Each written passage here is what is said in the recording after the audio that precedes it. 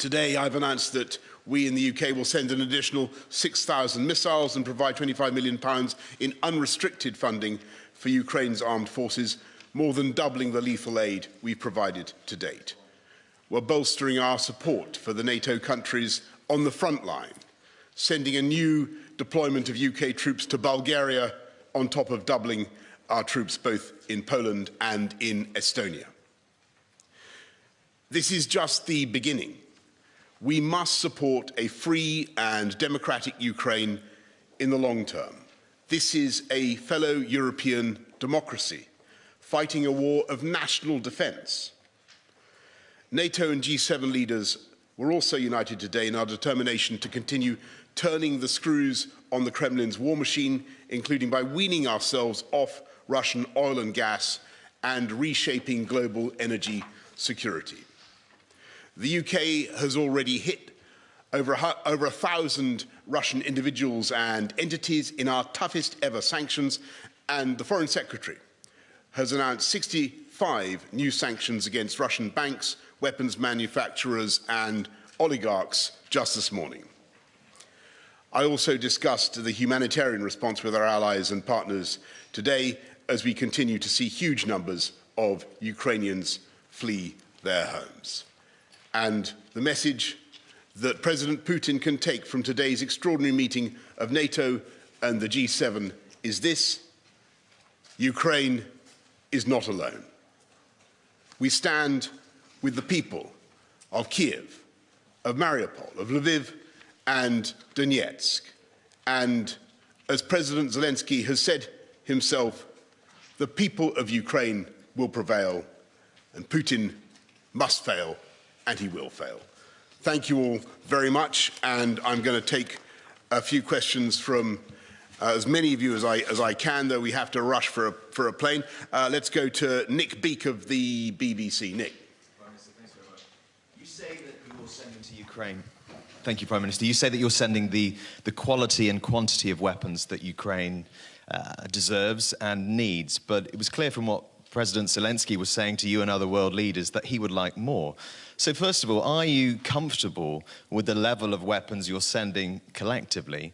And secondly, how uncomfortable does it make you feel that by rolling out a no-fly zone, by ruling out NATO troops on the ground in Ukraine, and by refusing to give any sort of indication of red lines, that really the only end to this is when President Putin decides he's had enough? Thanks very much, Nick. And you're right to put your finger on the agony that everybody feels in this group, all Western countries, the whole of NATO, the G7, about our inability to do more to help given the constraints we face. And I think it's fair to say that there isn't a Western democracy that's currently contemplating putting boots on the ground in Ukraine.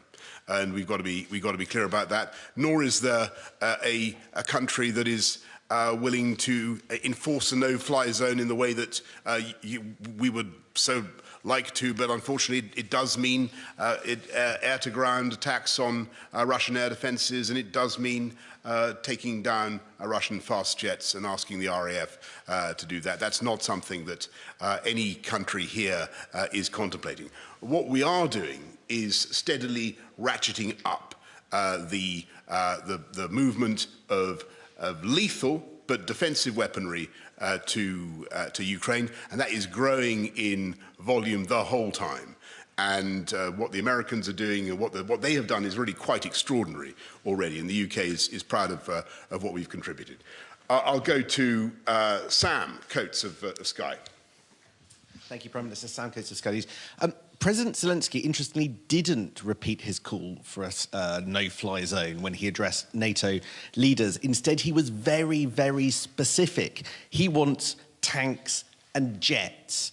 Are NATO members, is the United Kingdom going to give him tanks and jets? And if not, why not? Thanks, Sam. He did indeed call for tanks, and there's a particular reason for that. What President Zelensky wants is to try to relieve Mariupol and to help the thousands of Ukrainian fighters in the city. To that end, he does need armour as he sees it. We're looking at what we can do to help, but I've got to tell you, logistically at the moment, it looks very difficult, but both with armour and with jets. We're very conscious of what he's asking for. At the moment, we're looking at the equipment that we think is more immediately valuable is missiles that will enable the Ukrainians to protect themselves against bombardment from the air, but also to deal with the Grad rocket launchers, the Russian heavy artillery that is doing such dealing such death and destruction in the cities. And there, I think, if we can really help them, that would be extremely valuable, because they need protection from that absolutely merciless onslaught from artillery and from the rocket launchers. James Mates, ITV. Prime Minister, you've also spoken about weaning Europe off Russian oil and gas. There'll be a discussion tonight that you won't be part of at the European Council. Is Europe doing enough? Are the Germans doing enough? What will Britain do to help other countries who rely more on Russian oil and gas to wean themselves off it? Thanks, James. Look, and I just want to say that this is easier for some countries than it is for others, and everybody can see that. And clearly, the dependency in Germany and in Italy is very strong, and there are many other European countries that depend on Russian gas. But what they're all doing is moving to extricate themselves from that position and to avoid being blackmailed by Vladimir Putin. And I think that what Olaf Scholz has done, the steps that they're taking, I think it's heroic. And I applaud what Germany is doing. They've set themselves deadlines to move away from oil and gas. I don't think it'll be easy. And the Italians are doing the same. I don't think it'll be easy for them. But it's the right thing to do in the long term, in the medium term. And we will help. Of course, and one of the ways that I think we should all work together is in the sharing and the development of alternative provision, not least wind power. I mean, the Baltic countries, for instance, are heavily dependent on gas, but they have a fantastic future as generators of clean renewable energy. We want to help that. We have a lot of experience of it. Jason Gretz, Daily Mail.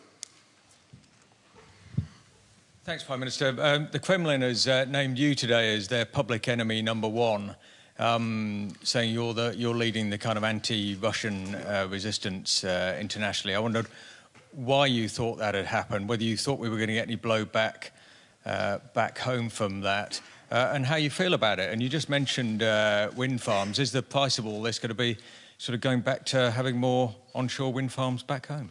Okay, well, there's a couple of points there, Jason. First of all, I think it's very, very important for everybody to understand that I don't think there's a single person round the table in NATO or the G7 who is against Russians or the Russian people. Absolutely not. Least of all me. I think I'm probably the only Prime Minister in UK history to be called Boris. You know, I have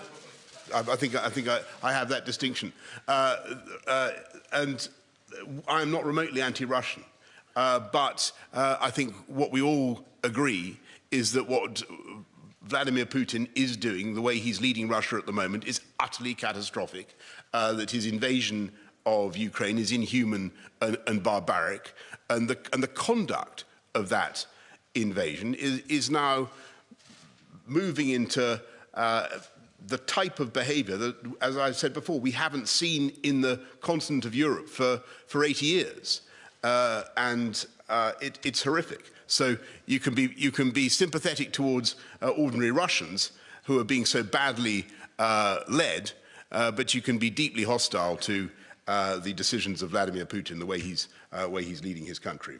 And sorry, you had another question about onshore wind. Look, I want to be clear. I think the massive opportunity for the UK is in offshore wind, and we've got good at that. We were, until very recently, I'm slightly to my irritation, we seem to be overtaken now by China, but we were until recently the biggest producer of offshore wind in the world. and one of the things I want to be setting out in the forthcoming British energy security strategy is how we can regain our lead as the number one and where we're going to be doing it. And I think you can do it in a completely environmentally friendly way. You can generate phenomenal quantities of renewable energy at zero marginal cost, and it is the way forward. Euronews, Meav McMahon.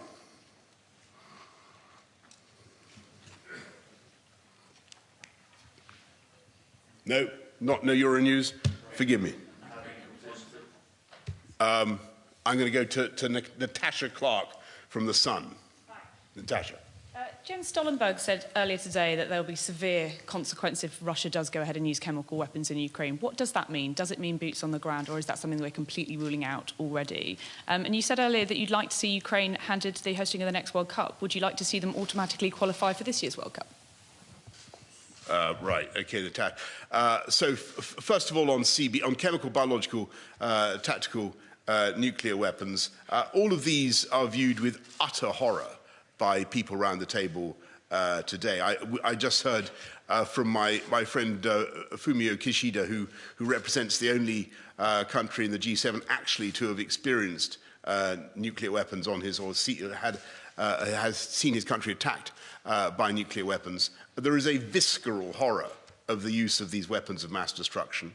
I think that if Putin were to engage in anything like that, the consequences would be very, very severe. You have to have a bit of ambiguity about your response, but I think it would be catastrophic for him if he were to do that.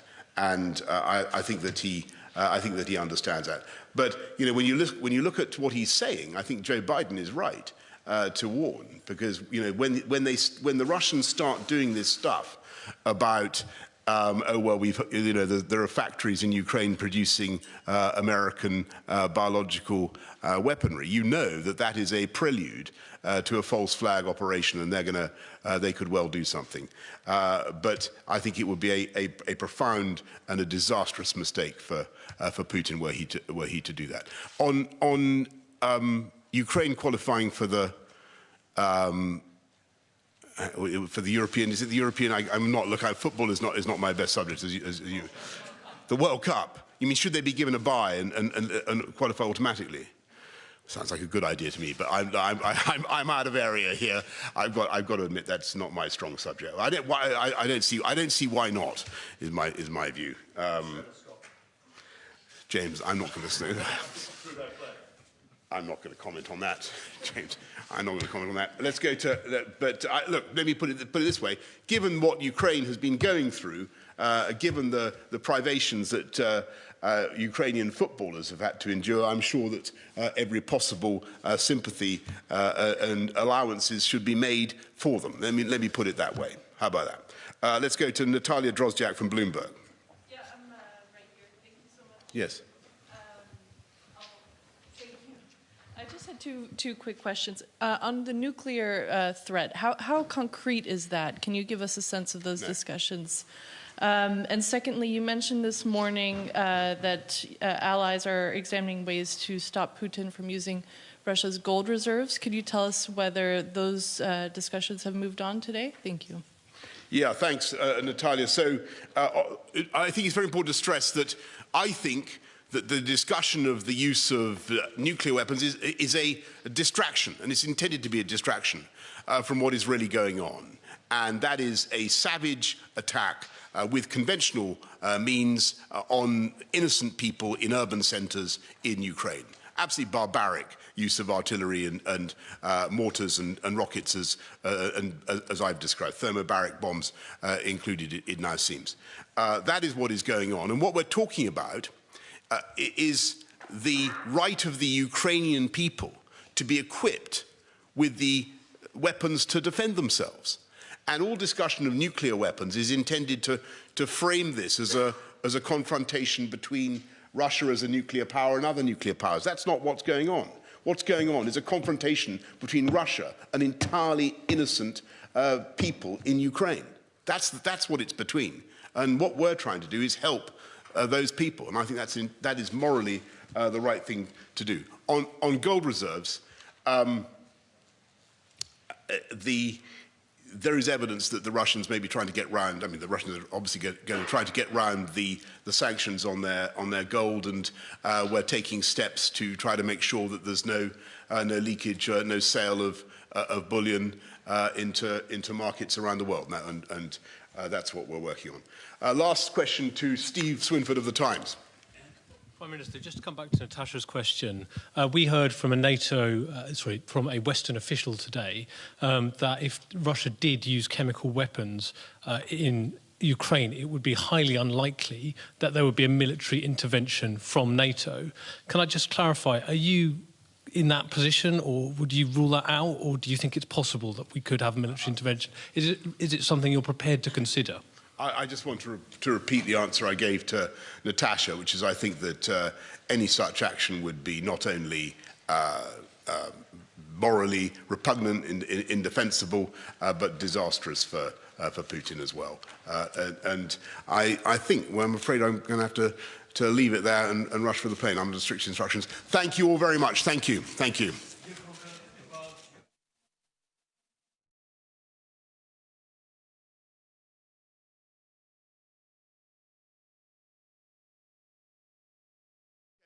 You talk me. Okay. I do remember you, and I'm very sorry to come on. Okay. He remembers me from when I was a journalist. Okay, fair enough. Prime Minister. Yes. So now you have. I'm going to regret this, by the way. That's what you had talk with Mr. Erdogan, and you both the most friends of Ukraine, and Ukrainians hope on you, on Great Britain, and Turkey. And you told that you can provide more armament for Ukraine, but you didn't say about air defense weapons. Yes. It's the main what is necessary for Ukraine. How it to arrange, because you see for instance, your colleague from France, Mr. Macron told that no, we don't want to provide something because we don't want to be part of the war. No. Well, thank you very much. So, as you know, I think one of the most significant contributions that Turkey is currently making are the TB2s, which I think are very valuable. What the UK is providing, as I'm sure you've also seen, our air defences, and we're helping the Ukrainians to understand how to use them. I think that's entirely reasonable, but I don't think I should really go beyond what I said. The general tenor of the meeting, what everybody wants to do, is make sure that as Putin ramps it up, as Putin escalates his aggression, that we do ever more to defend and protect the Ukrainians, and that's what we're going to do. Thank you all very much. Thank you. Thank you.